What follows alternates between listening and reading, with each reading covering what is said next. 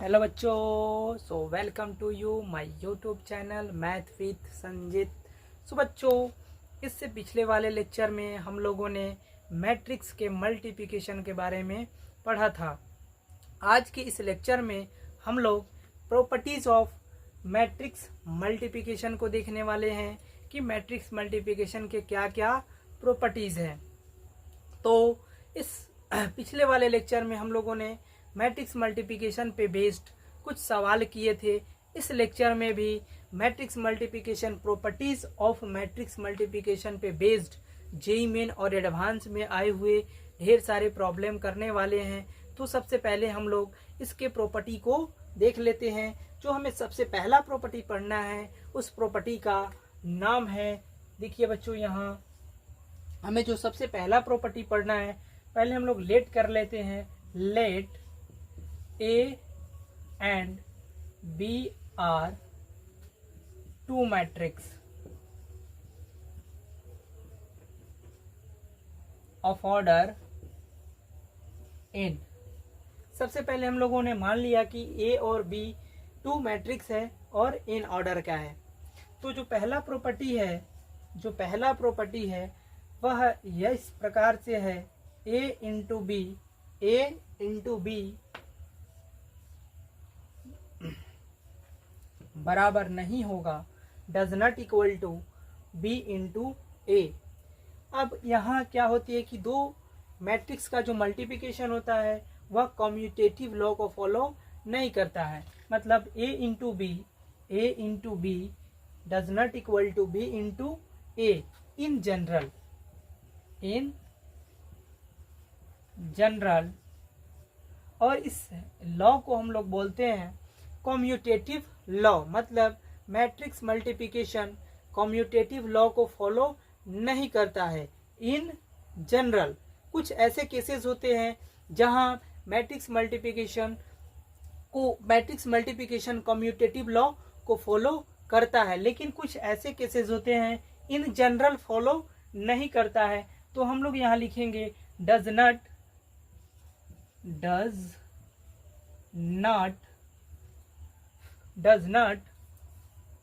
Follow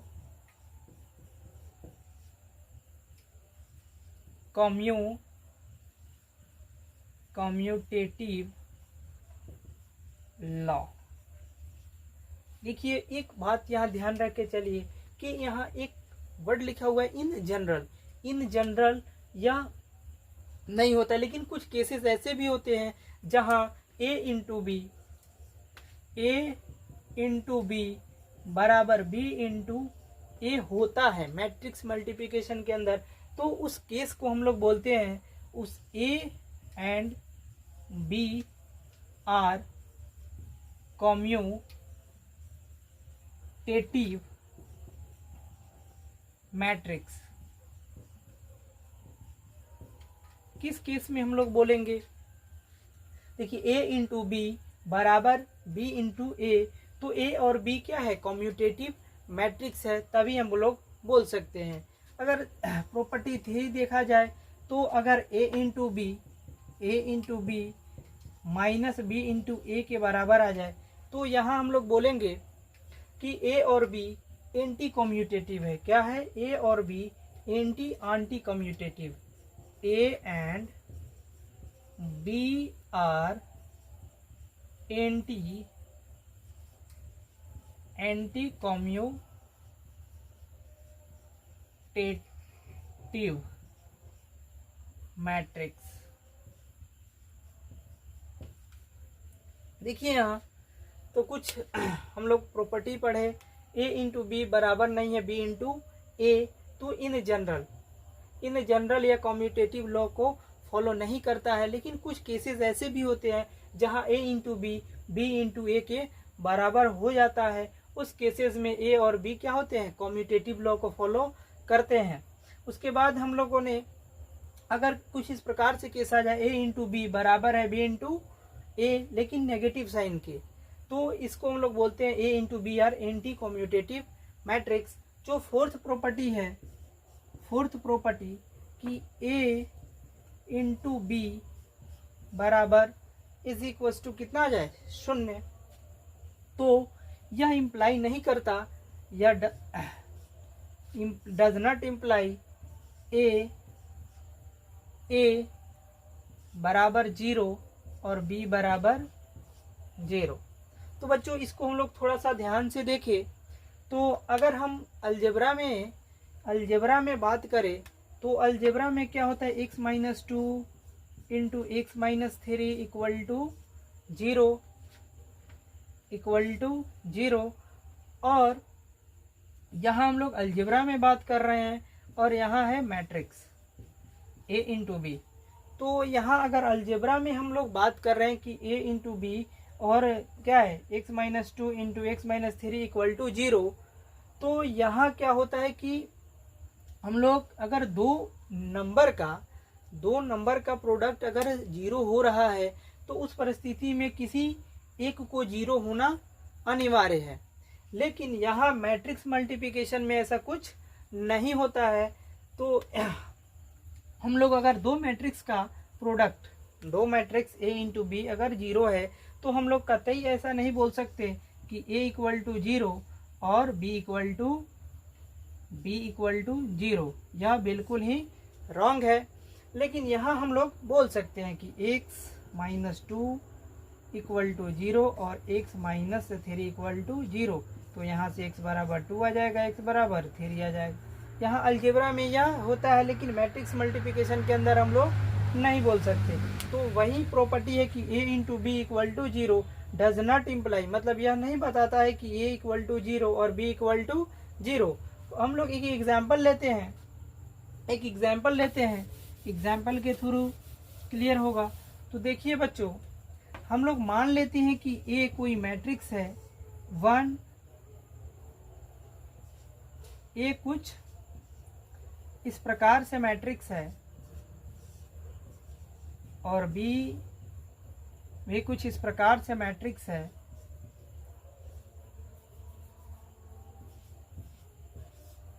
तो देखिए यहाँ अगर A अभी नॉन जीरो है, मतलब नल मैट्रिक्स नहीं है, और B भी यहाँ नल मैट्रिक्स नहीं है, तो हम क्या करते हैं, इसका हम लोग डॉट लेते हैं, मतलब मल्टीप्लाई करते हैं A into B.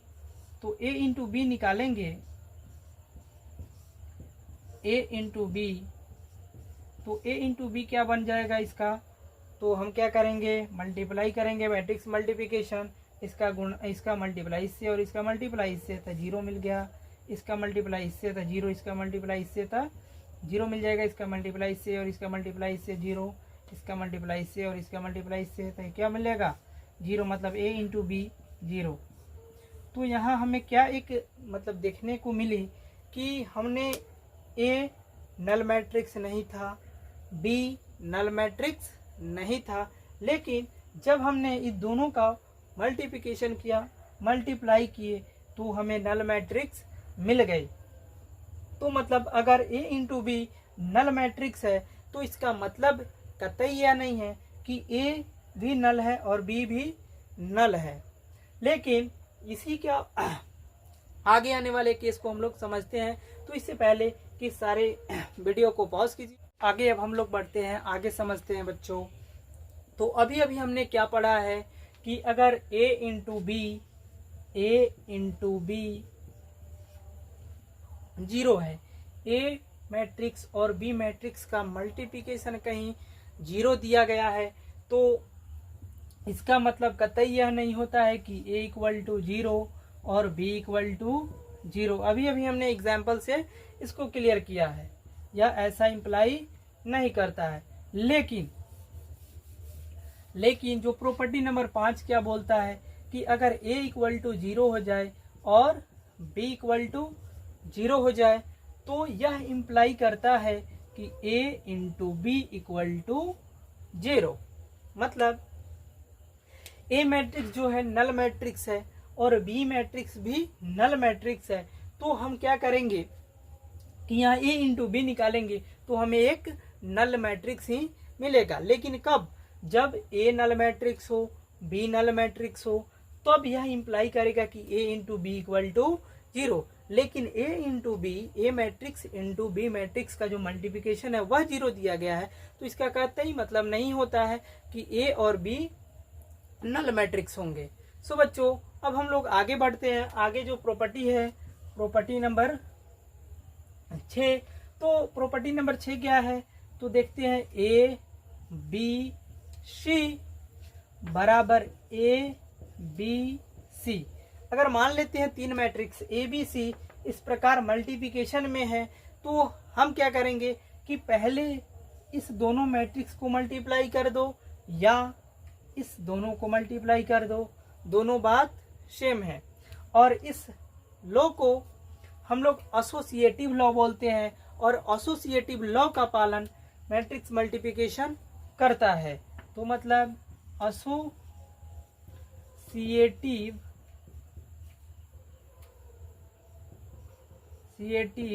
Law, associative law का पालन मैट्रिक्स मल्टीप्लिकेशन करता है। उसी प्रकार डिस्ट्रीब्यूटिव लॉ है।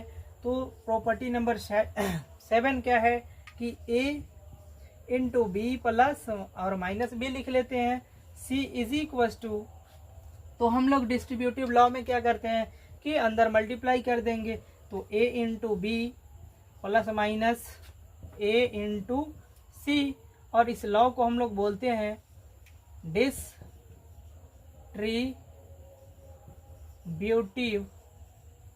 लॉ। तो आई होप कि सारे बातें आपको समझ आ रही होंगी, सारी अभी बेसिक चल रही है। तो देखिए यहाँ कि मैट्रिक्स मल्टीप्लिकेशन क्या करती है, एसोसिएटिव लॉ को फॉलो करती है, डिस्ट्रीब्यूटिव लॉ को फॉलो करती है। तो आगे अब हम लोग देखते हैं कि 8वीं प्रॉपर्टी क्या कहती है। तो बच्चों देखिए यहाँ 8वीं प्रॉपर्टी क्या कहती है कि अगर कुछ इस प्रकार से लिखा हो a इंटू बी बराबर a इंटू सी। देखिए यहाँ यह जो है, यहाँ बच्चे काफ़ी मिस्टेक करते हैं और क्या करते हैं कि वह सिंपल अलजेब्रा वाले मेथड लगाकर इसको a और a को कट कर देते हैं, लेकिन मैट्रिक्स के अंदर ऐसा नहीं होता है। देखिए यहाँ हम लोग कभी नहीं बोल सकते कि a कट गया और b बराबर c, यह बिल्कुल ही गलत है। क्यों गलत है, ऐसा क्यों नहीं होता, तो अभी हम इसको बता रहे हैं ऐसा क्यों नहीं होता है। तो देखिए बच्चों यहाँ कि a इंटू बी बराबर a इंटू सी कहीं लिखा है, तो हम क्या करते हैं कि a इंटू बी और AC को इधर बुला लेते हैं, AC इक्वल टू 0। अब देखो कि यहाँ भी a और यहाँ भी a, दोनों को कॉमन ले लेते हैं, a into B minus C equal to 0। तो अभी हमने एक प्रॉपर्टी पढ़ा है बच्चों कि अगर किसी भी दो मैट्रिक्स का मल्टीप्लिकेशन अगर नल मैट्रिक्स आ जाता है, शून्य नहीं बोल सकते क्योंकि मैट्रिक्स में शून्य को हम लोग नल मैट्रिक्स से बुलाते हैं। तो देखिए अगर किसी भी दो मैट्रिक्स का मल्टीप्लिकेशन अगर क्या आ जाए, शून्य आ जाए, तो वहाँ हम लोग क्या करते हैं कि हम लोग ऐसा नहीं बोल सकते कि A या उस दोनों मैट्रिक्स में से कोई भी नल मैट्रिक्स निकलेगा, है कि नहीं। अभी हमने जो प्रॉपर्टी नंबर 4 हमने पढ़ा है कि A क्या हो जाए, A इंटू बी अगर 0 दिया गया है तो हम लोग नहीं बोल सकते कि A 0 होगा या B 0 होगा, लेकिन इसका रिवर्स ट्रू है कि अगर A नल मैट्रिक्स है, B नल मैट्रिक्स है, तो इस दोनों का मल्टीप्लिकेशन भी नल मैट्रिक्स आएगा। लेकिन यहाँ देखिए कि यहाँ हम लोग क्या बोल सकते हैं कि A इंटू बी माइनस सी दो मैट्रिक्स का प्रोडक्ट अगर 0 है, तो हम लोग ऐसा नहीं बोल सकते, यहाँ ऐसा नहीं कह सकते कि A इक्वल टू 0, ऐसा नहीं बोल सकते, A को हम लोग 0 नहीं बोल सकते, या यहाँ B माइनस सी भी 0 नहीं होगा, तो हम लोग B बराबर नहीं है C, ऐसा हम लोग नहीं बोल सकते।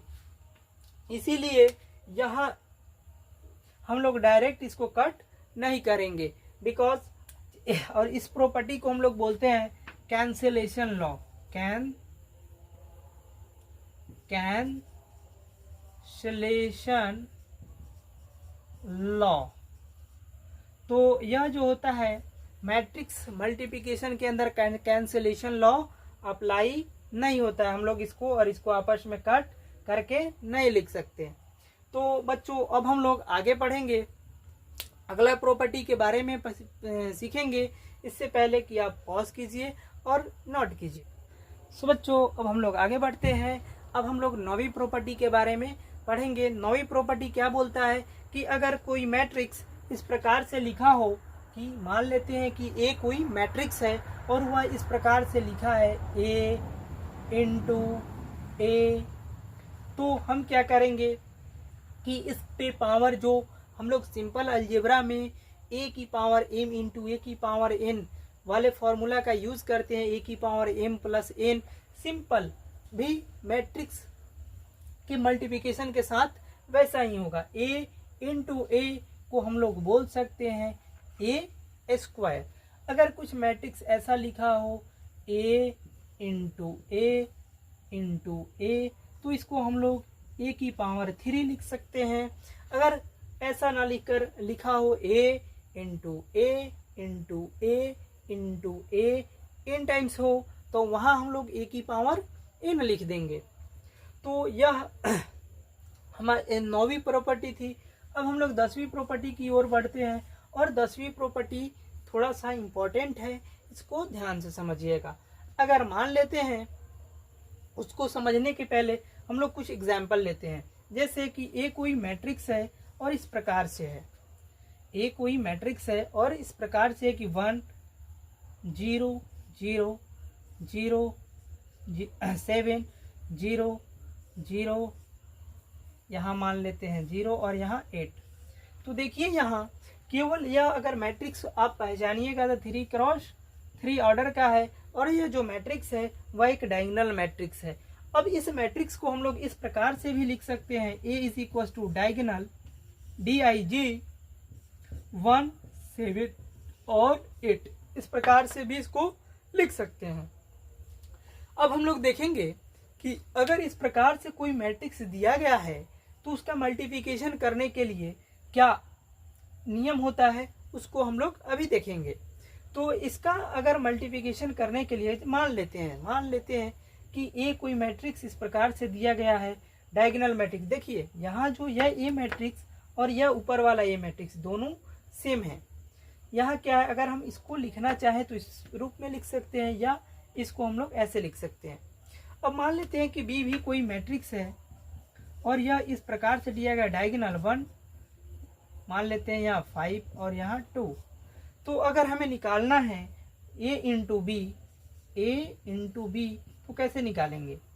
तो देखिए बच्चों, अगर हम क्या करें कि इस फॉर्मेट में बी को भी इस फॉर्मेट में लिखकर और क्या करेंगे, मल्टीप्लाई करेंगे, तो यह बहुत ही row into column row into column row into column बहुत लेंथी होगा। लेकिन इसको निकालने का एक ट्रिक होता है, उस ट्रिक को हम लोग डिस्कस करेंगे। अगर इस प्रकार से मैट्रिक्स 2 दिया गया है, डायगोनल इतना और डायगोनल इतना, तो हम ए इंटू बी डायरेक्ट लिख सकते हैं। डायगोनल कैसे लिख सकते हैं? तो ए का मल्टीप्लिकेशन ए के साथ, 1 का मल्टीप्लिकेशन 1 के साथ, सेकेंड एलिमेंट का मल्टीप्लिकेशन सेकेंड एलिमेंट के साथ और थर्ड एलिमेंट का मल्टीप्लिकेशन थर्ड एलिमेंट के साथ। तो 1 इंटू 1 कितना हो जाएगा 1। अब बताओ 7 इंटू 5 कितना हो जाएगा 35 और ये 16। तो डायरेक्ट हम लोग इसको ऐसे मल्टीप्लाई कर सकते हैं। 1 मिनट हम देख लेते हैं कि प्रॉपर वीडियो में आ रहा है कि नहीं। सो बच्चों आ रही है, सारी बातें क्लियर कैमरा में रिकॉर्ड हो रही है। तो अब हम लोग देखते हैं आगे। अब हम लोग देखते हैं कि 10वीं प्रॉपर्टी क्या है। तो 10वीं प्रॉपर्टी क्या है, इसको हम लोग थोड़ा सा समझते हैं। देखिए कि अगर मैट्रिक्स कुछ इस प्रकार से दिया गया हो, मैट्रिक्स इस प्रकार से दिया गया है कि ए मैट्रिक्स कुछ इस प्रकार से DIG मतलब डायगोनल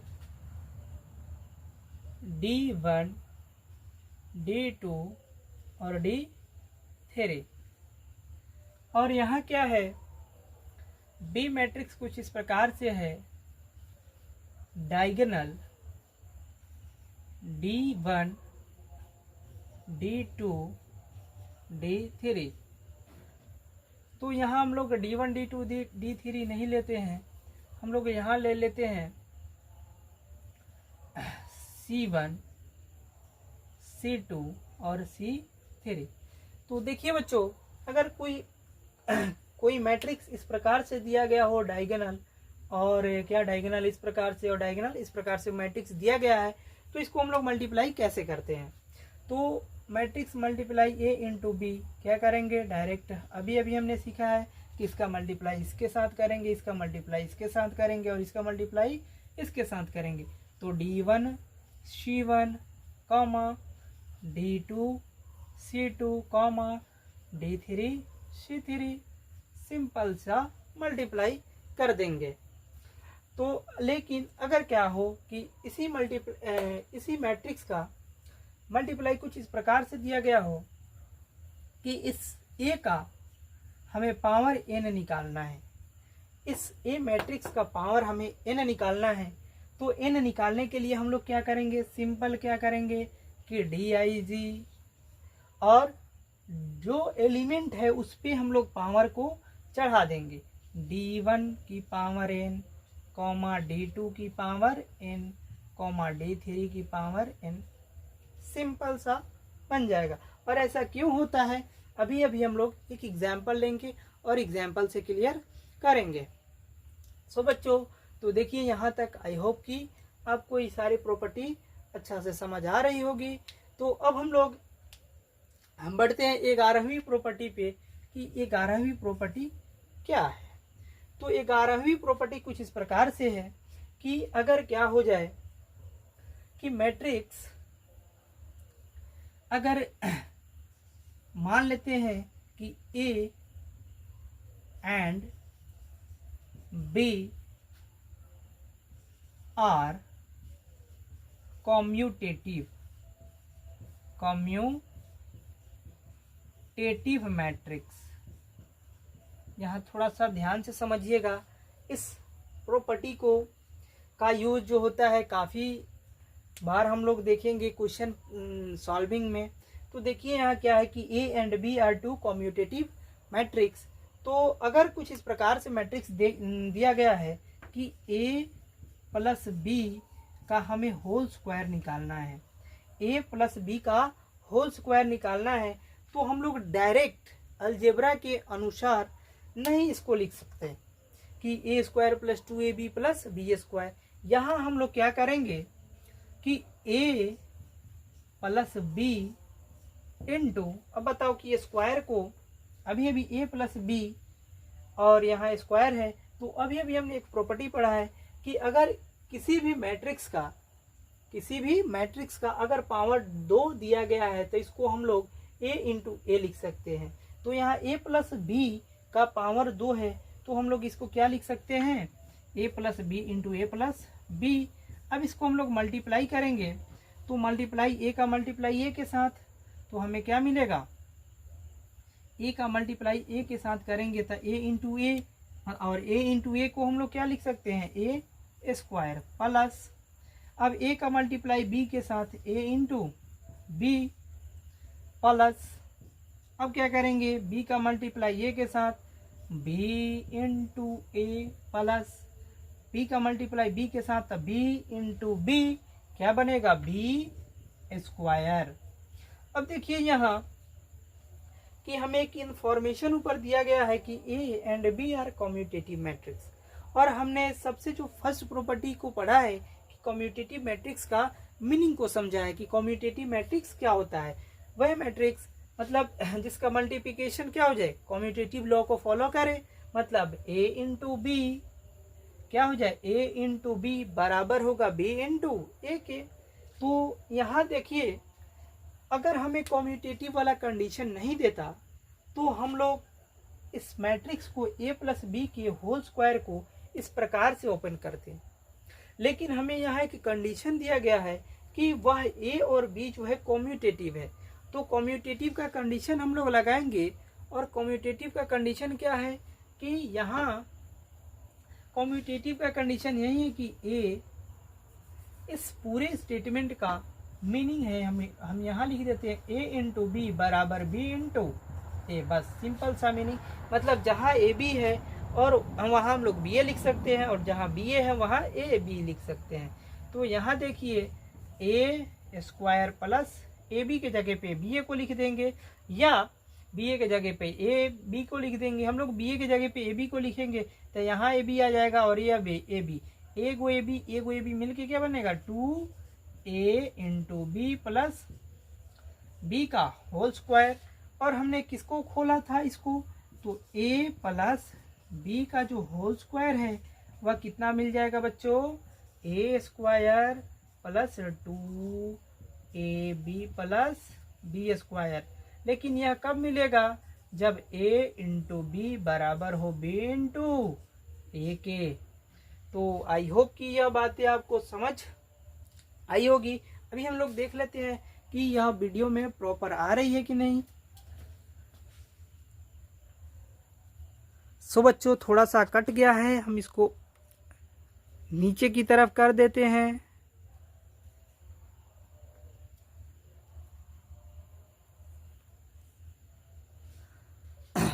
सो आई होप कि यह बातें आपको समझ आई होगी।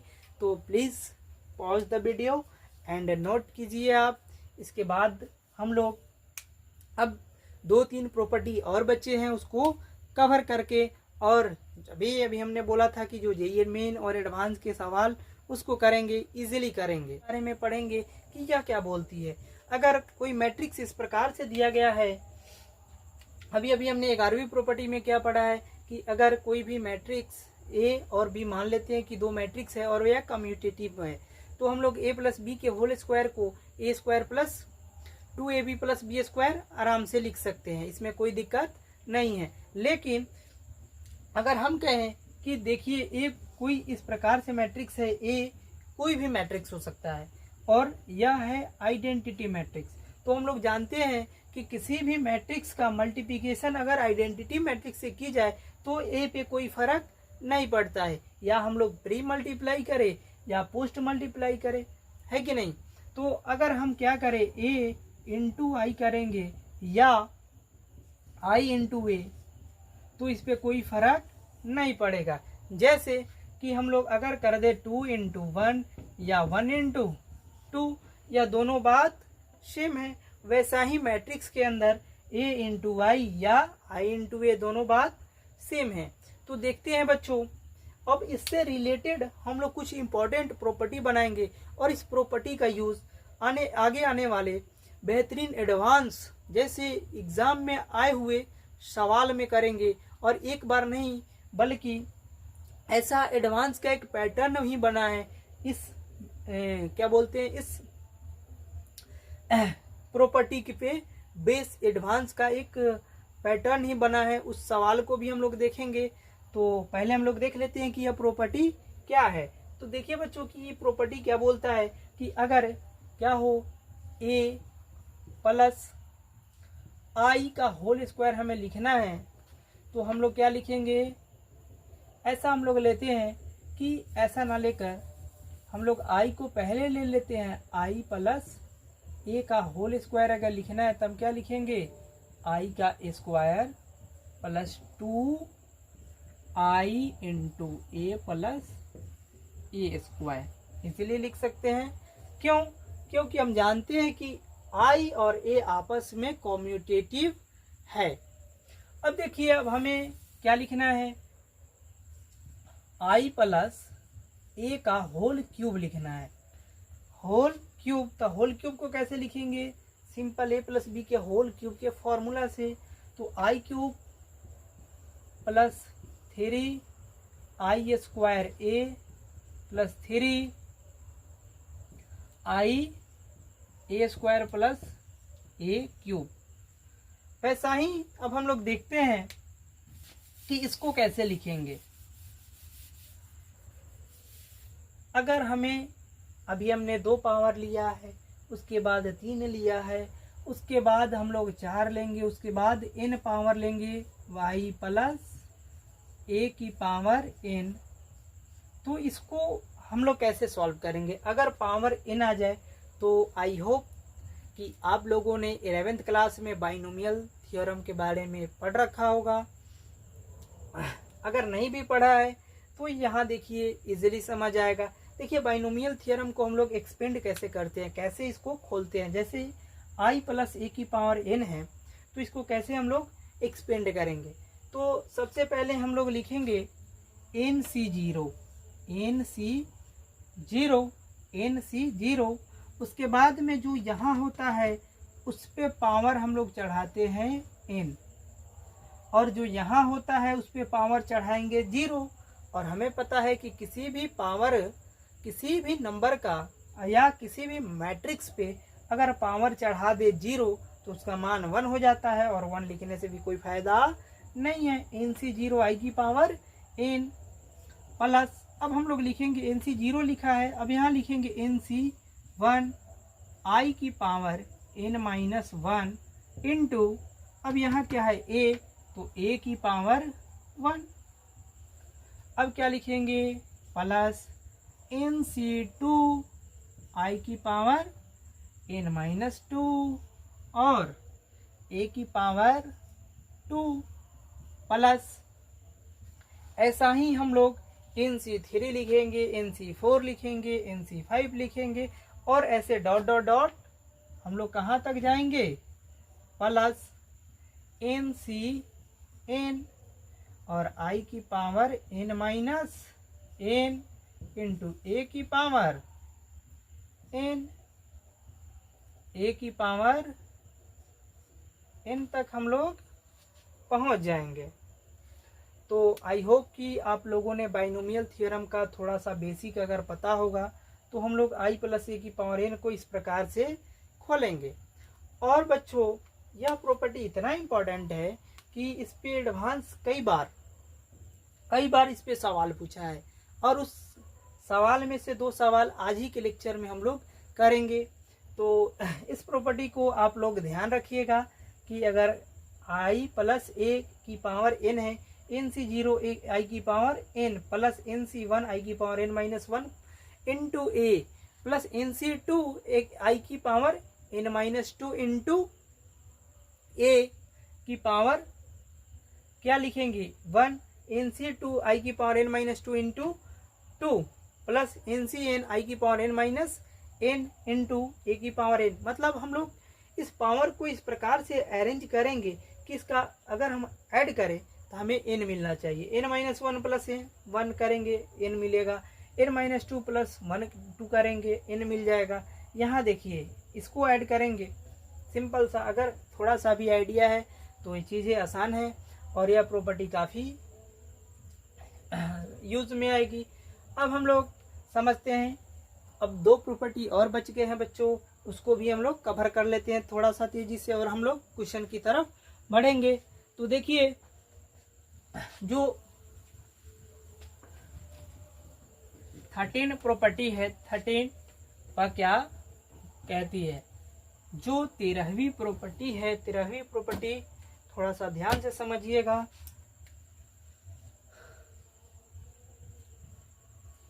अगर हम क्या करें कि किसी मैट्रिक्स में अगर इस प्रकार से A,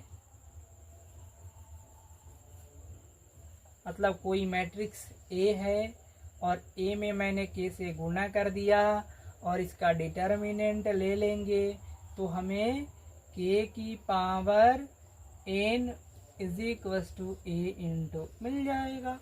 देखिए कितना सिंपल सा प्रॉपर्टी है।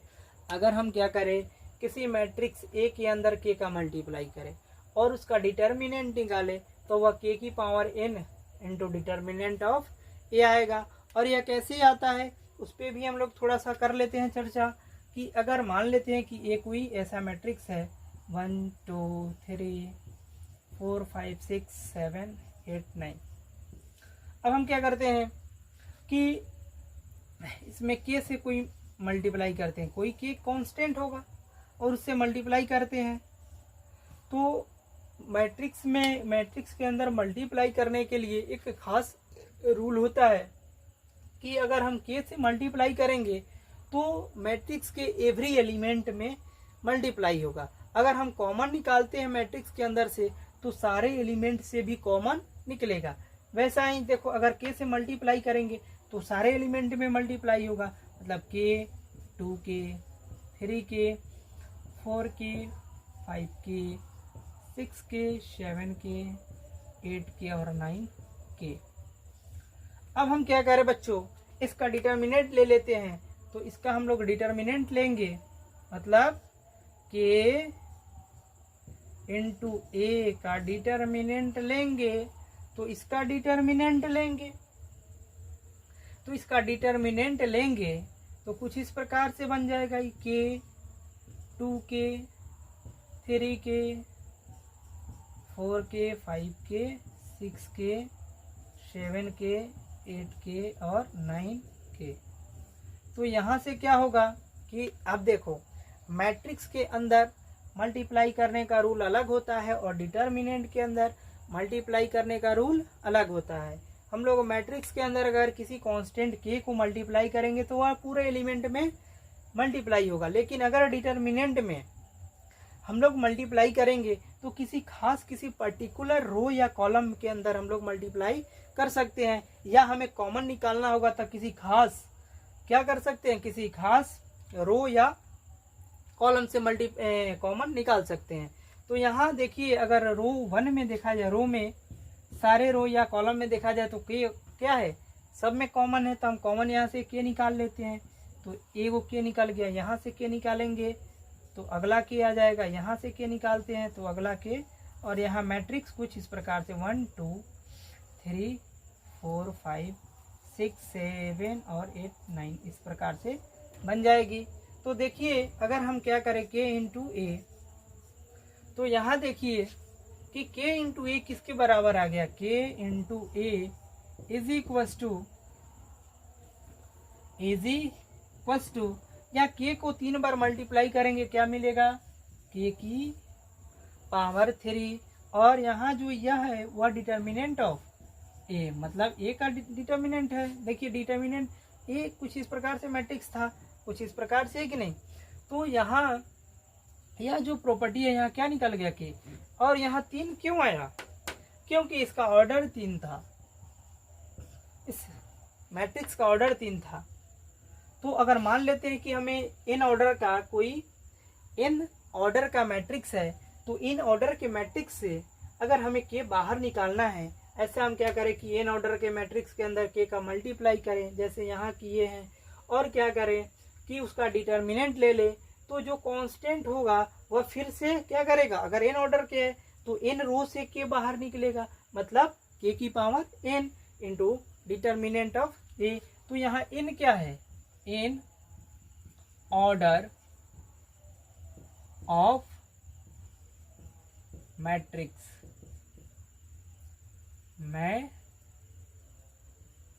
Order of matrix. देखिए यहाँ बच्चों, अब हम लोग आगे की तरफ बढ़ते हैं। अब लास्ट प्रॉपर्टी है, उसके बाद हम लोग क्वेश्चन पे जंप करेंगे। सो बच्चों, आई होप कि यह सारी चीज़ें आपको समझ आ रही होगी, इसको नोट कीजिए। अब हम लोग एक लास्ट और अंतिम प्रॉपर्टी के बारे में पढ़ते हैं और क्वेश्चन पे करेंगे।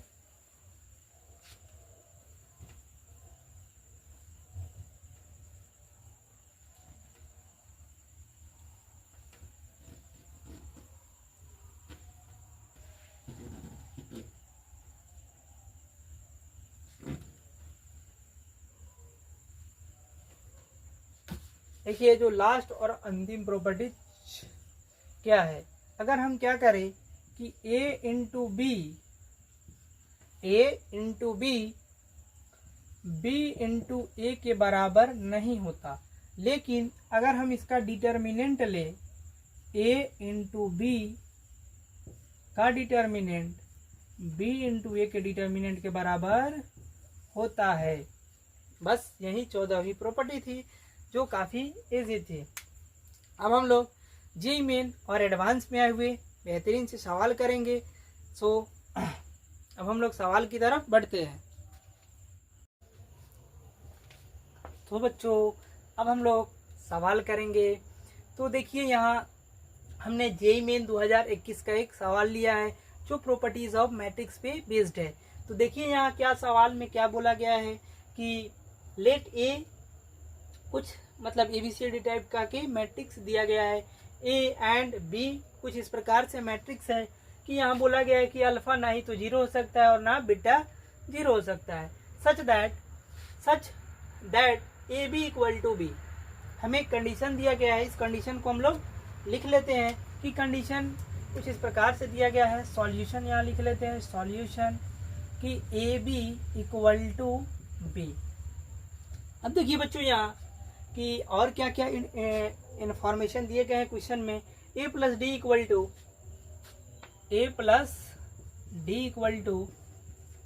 2021, बिकॉज कि क्वेश्चन आपको मैट्रिक्स या डिटर्मिनेंट के अंदर जी के सवाल के अंदर आपको अगर मान लेते हैं कि 2021 में पूछा गया है तो 2021 देखने को मिल जाएगा। 2022 में पूछा गया है, अभी हम लोग 2022 के एडवांस के सवाल करेंगे, वहाँ 2022 लिखा गया है। तो अक्सर ऐसा होता है कि वहाँ 2021 में मतलब जिस ईयर में क्वेश्चन पूछे गए होते हैं उस ईयर के डेटा क्या करते हैं, उस ईयर को लिख देते हैं कि मतलब ए प्लस डी कितना के दिया गया है 2021। Then find the value of A D minus B C is equal to तो यह काफ़ी बेसिक सा सवाल है। पहले हम लोग केवल इन्फॉर्मेशन यूज करेंगे और इन्फॉर्मेशन यूज करके इस सवाल को इजिली सॉल्व कर लेंगे। तो देखिए यहाँ ए बी इंटू बी है, तो ए कितने मैट्रिक्स है, एक मैट्रिक्स को देखिए तो ए बी सी डी। अब देखिए हम लोग यहाँ एक चालाकी करेंगे और चालाकी कुछ इस प्रकार से है कि हमें पहले ही एडिशनल इन्फॉर्मेशन दिया गया है कि a प्लस बी 2021 है, मतलब a और d मिलके कितने बने 2021। तो हम क्या करते हैं कि a का मान हम लोग यहाँ रख देते हैं 0 और d का मान ले लेते हैं 2021। ऐसा हम लोग कर सकते हैं। अभी भी देखो इसका और इसका सम 2021 आ रहा है, मतलब ए कुछ इस प्रकार से मैट्रिक्स है और बी मैट्रिक्स देखो तो बच्चों क्या है, अल्फा और बीटा इज इक्वल टू हमें क्या देना है बी, मतलब अल्फा और बीटा। सिंपल सा मल्टीप्लिकेशन है और मल्टीप्लाई करेंगे इस रो वन का C1 के साथ, रो वन का C1 के साथ करेंगे, इसका 0 और इसके साथ करेंगे तो बीटा इंटू बी लिख सकते हैं। अब इसका मल्टीप्लाई से करेंगे तो C into alpha plus 2021 into beta equal to alpha और बीटा आ जाएगा। हम यहाँ से क्या करेंगे, इक्वालिटी ऑफ मैट्रिक्स से कर देंगे तो बीटा बी बराबर अल्फा और यहाँ से C alpha plus 2021 beta equal to beta. अब हम क्या करते हैं, इसे दो बीटा को इधर बुला लेते हैं तो यहाँ से सॉल्व करेंगे तो हमें क्या मिल जाएगा, C अल्फा प्लस इस बीटा को इधर बुलाएंगे तो 2021 बीटा में से एक बीटा कम हो जाएगा, 2020 बीटा इज इक्वल टू 0। अब देखो यहाँ भी हमें कोई रिलेशन दिया गया है, हम क्या करते हैं अल्फा की जगह पे बीटा भी लिख देते हैं। तो यहाँ से हम क्या क्या लिखेंगे, C हम क्या करते हैं इसको यहाँ ले चलते हैं। देखिए अगर C यहाँ लिख दे अल्फा की जगह पे कितना है बीटा इंटू बी, तो बीटा इंटू बी यहाँ लिख देते हैं beta into B is plus कितना हो जाएगा 2020 बीटा इक्वल टू 0। अब बीटा दोनों में कॉमन है तो बीटा को कॉमन निकालेंगे, C B plus 2020 equal to 0। अब देखिए बच्चों हमें दो नंबर, यह बीटा एक कोई नंबर है, नंबर क्यों है कि नंबर मैट्रिक्स के अंदर है तो यह कोई नंबर ही होगा, मतलब यह और इस दो मैट्रिक्स का, मैट्रिक्स नहीं है बच्चों, सॉरी बच्चों यहाँ मैट्रिक्स नहीं है, यहाँ क्या है दो नंबर है और दो नंबर का मल्टीप्लिकेशन अगर 0 आया तो या तो बीटा 0 हो सकता है या यह 0 हो सकता है। लेकिन क्वेश्चन में हमें पहले ही बोल दिया है ना ही तो बीटा 0 है और ना ही अल्फा, मतलब अल्फ़ा और बीटा पहले हाथ खड़े कर देंगे कि हम तो क्या है, हम तो जीरो है नहीं, लेकिन इसका मल्टीप्लाई जीरो आ रहा है, इसका मतलब यह जीरो होगा। तो सी बी प्लस 2020 कितना हो जाएगा, zero. C B is equal to minus 2020। B C का हमने मान निकाल लिया। हमें क्या बोला है कि ए इंटू डी निकालो। हमें क्या बोला गया है, A into D minus B into C चाहिए।